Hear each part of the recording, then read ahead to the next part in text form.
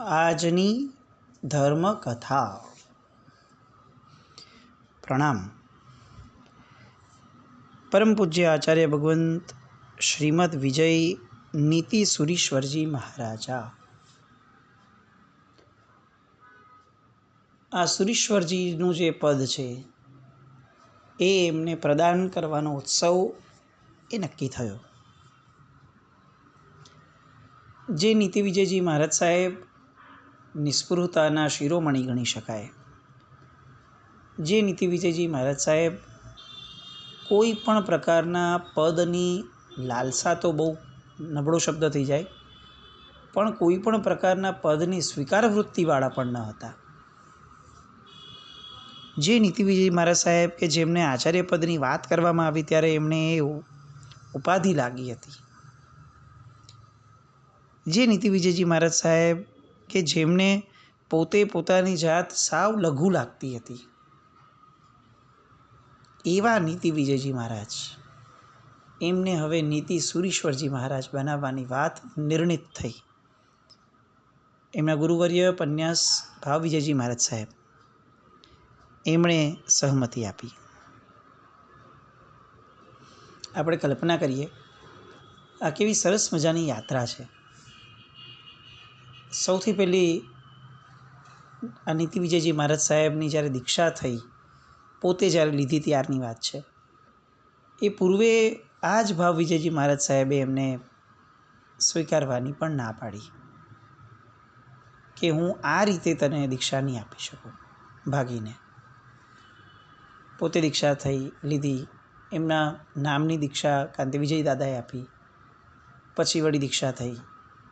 પછીના લગભગ 2 વર્ષ પછી પન્યાસજી મહારાજ ભાવ વિજયજી મહારાજ સાહેબને એમનું મળવાનું થયું. અને પોતે જેમને ગુરુ ધાર્યા છે એ 2 વર્ષ સુધી એમના વિયોગમાં જે રહ્યા દીક્ષા દિવસથી, એ ગુરુને હવે એમની એટલી બધી આદત લાગી ગઈ કે એકે એક જગ્યાએ એ એવું કહેવા લાગ્યા કે તમે નીતિ વિજયજી મહારાજ સાહેબને કહો કે આમાં નિશા આપે, તમે નીતિ વિજયજી મહારાજ સાહેબને કહો કે અહીંયા હારે રહે. શિષ્યની ખરી જે સાધના છે એ જગત કલ્યાણની એ સેકન્ડરી થશે. પ્રાઇમરી એની જે આખી ધારા છે એ પોતાના ગુરુના હૃદયમાં પોતાનું સ્થાન બનાવવાની છે. અને એ પણ કોઈ આર્ટિફિશિયલ વેથી નહીં, એક અંદરના પ્રામાણિક ભક્તિભાવથી. નીતિ વિજયજી મહારાજ સાહેબ એ સ્થાન બહુ સરસ રીતે બનાવી શક્યા, ટકાવી શક્યા અને સતત એમાં વૃદ્ધિ પણ કરાવી શક્યા. અને એટલે જ આપણને આ ઘટના જોવા મળે. બીજા કયા ધર્મોમાં આ જોવા મળશે કે પોતાના ગુરુ પન્યાસજી રહ્યા જિંદગીના છેલ્લા શ્વાસ સુધી, અને એમણે શિષ્યને પોતાની હયાતીમાં પોતે જ એમને આચાર્ય બનાવવા માટેની આ એક ધારા લીધી. ભાવ વિજયજી મહારાજ સાહેબની આ કેવી ઉચ્ચતા ન કહેવાય કે પાછળની જનરેશન એવું કહેશે કે બોલો નીતિ વિજય મહારાજ સાહેબ પોતે નીતિસુરી મહારાજ સાહેબ થઈ ગયા, પણ એમના ગુરુ મહારાજ તો પન્યાસ ભાવ વિજયજી રહ્યા, તો ગુરુને પન્યાસ મૂકીને પોતે આચાર્ય થઈ જવાય. આ અત્યારે આપણી વક્રતાના પરિણામે આપણને આવો વિકલ્પ થાય, પણ ભાવ વિજયજી મહારાજ સાહેબના મનમાં આવો સૂક્ષ્મ વિકલ્પ પણ નહીં. અને એમની લઘુતા કે જીવનભર પોતે પન્યાસજી રહ્યા અને એમણે પોતાના શિષ્યને આચાર્ય પદવી અપાવી. સંઘમાં આનંદ છવાઈ ગયો. પંચમહાવ્રતના ધારક, બાળ બ્રહ્મચારી, અનેક ગુણયુક્ત એવા ગુરુ ભગવંત યોગોદ્વહન પૂર્વક જૈન શાસ્ત્રોના જ્ઞાતા અને સંઘની અભિવૃદ્ધિ જે કરી રહ્યા છે એવા ગુરુ ભગવંત સુરી રાજા સદા તત્વ તાજા એ પદને સ્પર્શવા જઈ રહ્યા હતા. નીતિસુરી મહારાજ સાહેબ બહુ ભાગ્યશાળી હતા કે એમની આચાર્ય પદવી થઈ એમના થોડાક જ સમય પહેલાં શાસન સમ્રાટની આચાર્ય પદવી થઈ હતી. અને શાસન સમ્રાટે યોગોદ્વહનપૂર્વકની આચાર્ય પદવી વર્ષોના વાણા પછીથી લીધી હતી. અને એક આખો માર્ગ જ સાહેબે ઊભો કર્યો હતો શાસન સમ્રાટે. અને એનો એક સરસ મજાનો ફાયદો નીતિસુરી મહારાજ સાહેબને પણ થયો કે તેઓ આચાર્ય પદવીના જોગ કરી શક્યા અને યોગોદ્વહનપૂર્વક એમણે આચાર્ય પદવી લીધી. આ ખરેખર હું કહું કે કોઈ પણ સમુદાયના કોઈ પણ મુનિ ભગવંતો કોઈ પન્યાસ ભગવંતોની જ્યારે આચાર્ય પદવી થાય છે ત્યારે બહુ પ્રામાણિકપણે અને ઉદારતાથી અને એક ઋણ સ્વીકારના ભાવે પણ શાસન સમ્રાટ ક્યાંક ને ક્યાંક એના મૂળમાં આવવા જોઈએ, આપણા મનમાં ઉભરી આવવા જોઈએ કે શાસન સમ્રાટ ન થયા હોત તો આ યોગોદ્વહનપૂર્વકની આચાર્ય પદવીની પરંપરા કઈ રીતે થઈ હોત. નીતિસુરી મહારાજ સાહેબના જીવનમાં આગળ આ જે હું ભાવ અત્યારે લઉં છું એ ભાવ એમના હૃદયમાં અને એમના વર્તનમાં કઈ રીતે આવેલો એની વાતો પણ આગળ આવશે કે એમને શાસન સમ્રાટ માટેનો સદભાવ કેવો હતો. અત્યારે એમના આચાર્ય પદવીના ઉત્સવો થવા લાગ્યા. મોહલ્લે પોળે ઘરે અને ઉપાશ્રયે આ આચાર્ય પદવીના સમારંભની વાતો થવા લાગી. ગુજરાત, કાઠિયાવાડ આ બધાના શહેરોમાંથી મંગળમય પ્રસંગે હાજરી આપવા માટે નિમંત્રણ પત્રિકાઓ મોકલવામાં આવી. અનેક જગ્યાએ તારો થયા. એ સમયે ફોન કોલ્સ નહીં હશે અને તારની સિસ્ટમ ચાલુ હતી એટલે તાર થયા હતા. હજારો સ્ત્રી પુરુષો આવ્યા. રાજનગર, કાઠિયાવાડના આગેવાન ગૃહસ્થો, હજારો સ્ત્રી પુરુષો, વિશાળ સાધુ સાધ્વીજી સમુદાય, આ બધાની હાજરીની અંદર અનેક આગેવાન શ્રાવકો, એ બધાની હાજરીની અંદર પૂજ્ય નીતિ વિજયજી મહારાજ સાહેબ, પન્યાસજી નીતિ વિજયજી મહારાજ સાહેબને આચાર્ય નીતિ સુરીશ્વરજી મહારાજા તરીકે પોતાના ગુરુ ભાવ વિજયજી મહારાજની હાજરીની અંદર ઘોષિત કરવામાં આવ્યા. સંવત 1976 અને માગસર સુધી 11નો શુભ દિવસ. નીતિસુરી મહારાજ સાહેબ જેવી પદવી મળી અને ગુરુવંદન વગેરે થયા અને ત્યારબાદ એમનું પ્રવચન આવ્યું. ખૂબ નમ્રતા અને લઘુતાપૂર્વકના ભાવોથી સાહેબે એ સમયે પોતાને જે આચાર્ય પદવી મળી એ આચાર્ય પદવીનું ઋણ જે છે, આ ઋણ એ શાસનનું છે, આવો એક સ્વીકારનો ભાવ વ્યક્ત કર્યો. હું આચાર્ય પદને યોગ્ય નથી, હું શાસનનો સેવક છું. ધર્મ કાર્ય, તીર્થરક્ષા, શાસનનો ઉદ્યોગ એ બધું મારા જીવનનું ધ્યેય છે અને તેમ છતાં મારા ગુરુ ભગવંતો અને શ્રી સંઘે મને જે પદ આપ્યું છે એ પદને સાર્થક કરવા હું સતત પ્રયત્નશીલ રહીશ. આવું એક કમિટમેન્ટ પૂજ્યશ્રી દ્વારા અપાયું. એમની આચાર્ય પદવીની જે ધારા હતી એ ધારામાં એમણે બીજા કેટલાક સૂચનો પણ શ્રી સંઘને કર્યા હતા જે આજે બહુ જ એપ્લિકેબલ થાય છે.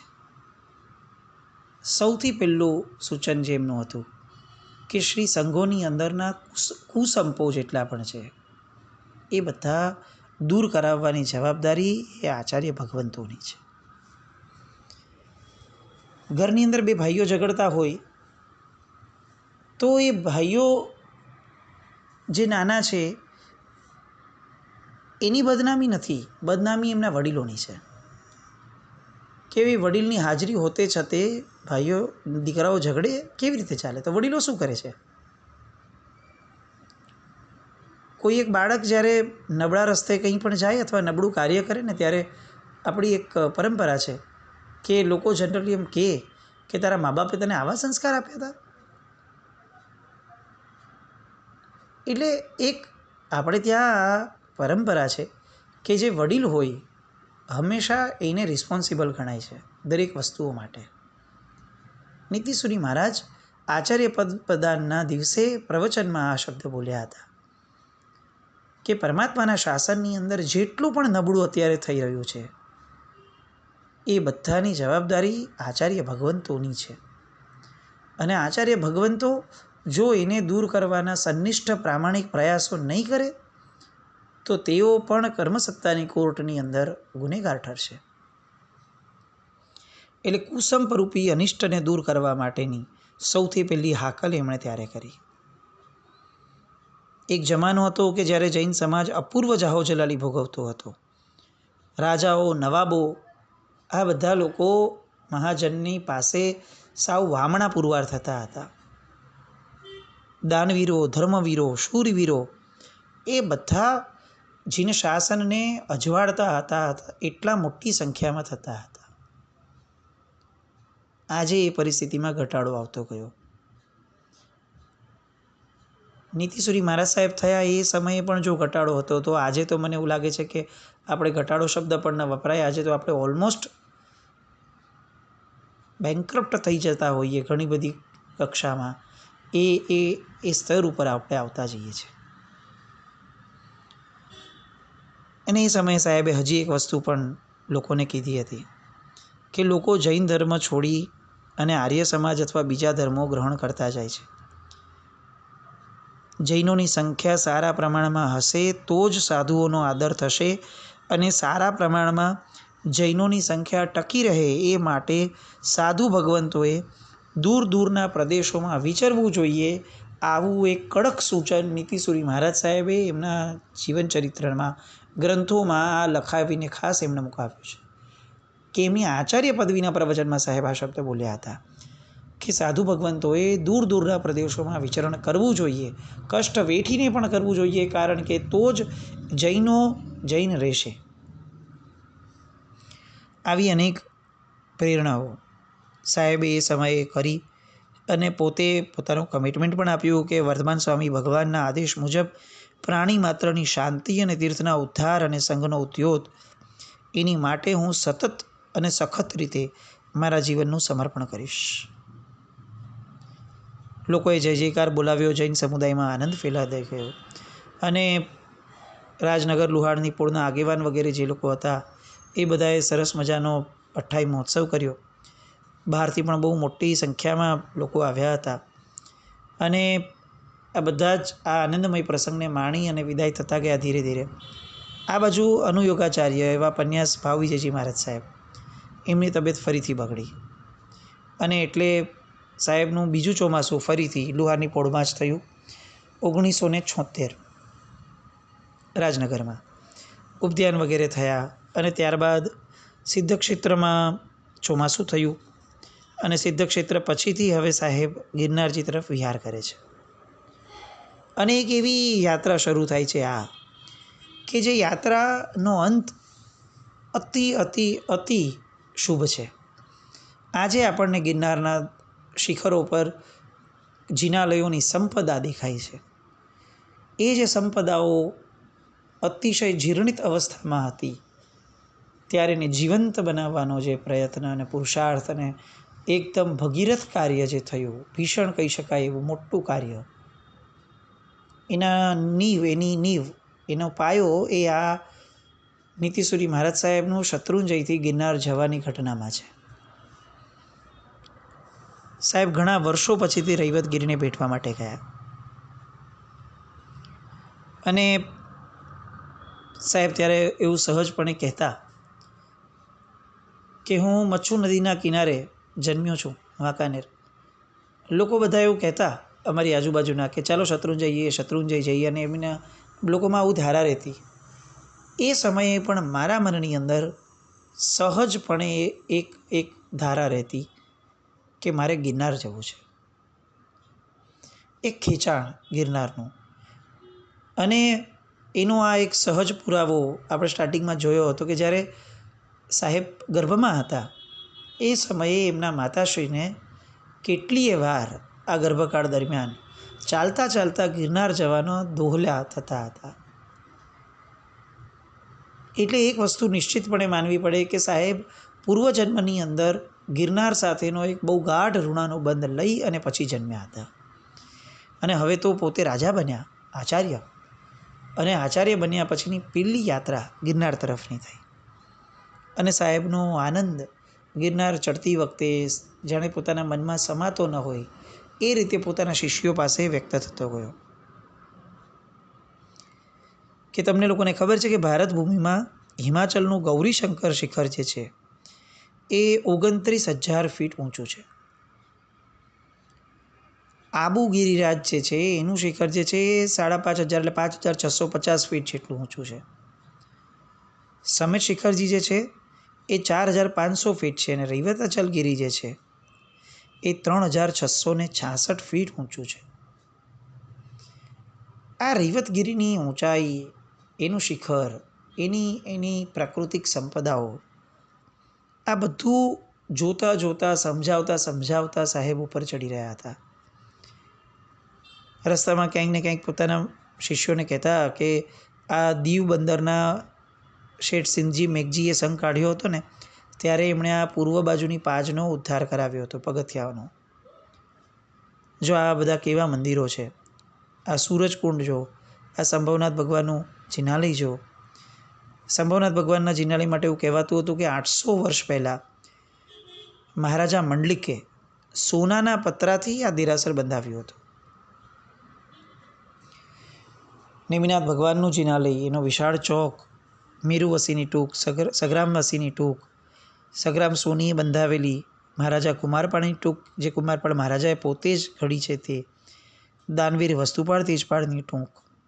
આમ અનેક ટૂંકો એક પછી એક આવતી જાય અને સાહેબ એ બધાનું એવી રીતે વર્ણન કરતા જાય કે સામાન્ય જાણે એમ લાગે કે સાહેબ એ જાણે લાઈવ આ બધી ઘટનાઓને જોઈ રહ્યા છે કે જો આ બન્યું હતું, આ બન્યું હતું, આ બન્યું હતું.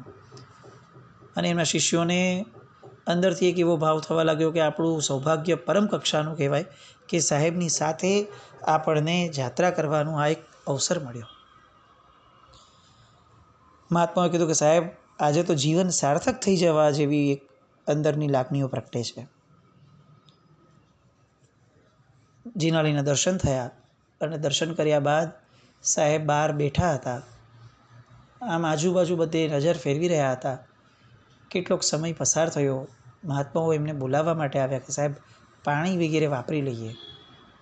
પણ એ સમયે આશ્ચર્ય સાથે એમણે જોયું કે નીતિશ્વરી મહારાજના ચહેરાના ભાવો સાવ બદલાઈ ગયા હતા. અત્યાર સુધી જે ભક્તિભાવનો માહોલ એમના મુખ ઉપર વર્તાતો હતો એ હવે વ્યગ્રતામાં પરિવર્તિત થઈ ગયો હતો. સાહેબને પૂછ્યું કે સાહેબ અમને આવું લાગે છે, વાત સાચી છે? અને ત્યારે સાહેબ કહે છે કે વાત સાચી છે. મેં જ્યારથી આ મંદિરો નિરખ્યા છે ત્યારથી મારા ચહેરા પર આનંદના બદલે અંદરની જે વેદના છે ને એ ઉછળીને બહાર આવી રહી છે. મને એમ થાય છે કે આજે હું ગોચરી પણ ન વાપરું, હું પાણી પણ ન વાપરું. કારણ કે મારાથી શું થશે મને નથી ખબર, અને તમને કહું તો તમારાથી એ શું થશે એ પણ મને નથી ખબર. મહાત્માઓ પોતાના ગુરુની આવી વેદના જોઈ શકતા નથી એટલે તરત કહે છે કે સાહેબ આગ્રહ કરીને કે સાહેબ નહીં, એવું નહીં, આપ જણાવો તો ખરા. અને ત્યારે મહાત્મા કહે છે, સાહેબ કહે છે કે આ સ્વર્ગ સમા દેવ પ્રસાદો જોઈ અને મારું મન રાચે છે. પણ આ મંદિરો કેવા ભાગ્યશાળી પુણ્ય પુરુષોએ બનાવ્યા હતા, કેવો લક્ષ્મીનો સદવ્યય કર્યો હતો. કરોડો રૂપિયા અહીંયા પાથર્યા હતા. કળા, કારીગરી અને શિલ્પની અંદર હીરા, મોતીને જવાહર વપરાયા હોય એવી ભક્તિ અને એવી દાનની અહીંયા અહીંયા અંજલિ અર્પણ થઈ હોય એવી આખી પરિસ્થિતિ છે. પણ આ બધા મંદિરો અત્યારે જીર્ણ થવા લાગ્યા. કેટલાય જિનાલયોની દિવાલોમાં મને આ તિરાડો પડતી દેખાય છે. આ કારીગરીઓ ખરતી ગઈ છે. શિલાલેખો પણ ઘસાઈ ગયા છે. રંગમંડપ હોય, ચોક હોય, ગભારો હોય, આ બધા સ્તંભોને જોઈને એવું લાગે કે થોડા વધારે વર્ષોમાં તો આ બધા પડું થઈ અને ક્યાંક સાવ શૂન્ય થઈ જશે. આ જોઈને મને અશ્રુ આવે છે. આ ગિરિવર એ જાણે મને એક મહાસંદેશ આપી રહ્યો છે. આ દિવાલો, આ શિખરો, આ ગિરિના પથ્થરો, આ જિનાલયના આરસ, આ જિનાલયના સ્તંભો, આ બધા જ જાણે પોકારીને મને કંઈક કહી રહ્યા છે. અને મને એવું લાગે છે કે હું એમને જવાબ આપું, હું એમને પ્રતિસાદ આપું કે આ કાર્ય હું ઉપાડીશ અને મારા આખા જીવનનો ધ્યેય હું આ કાર્યને બનાવીને રહીશ. મહાત્માઓ પોતાના ગુરુના શબ્દોને ઝીલી લે છે અને તરત કહે છે કે સાહેબ આપની મનોકામના પરમાત્મા દ્વારા સિદ્ધ થાઓ, ગિરિ ઉદ્ધારના આપ પ્રાણ બનો, અમે પણ યથાશક્તિ આપને જીવનભર એમાં સાથ આપશું.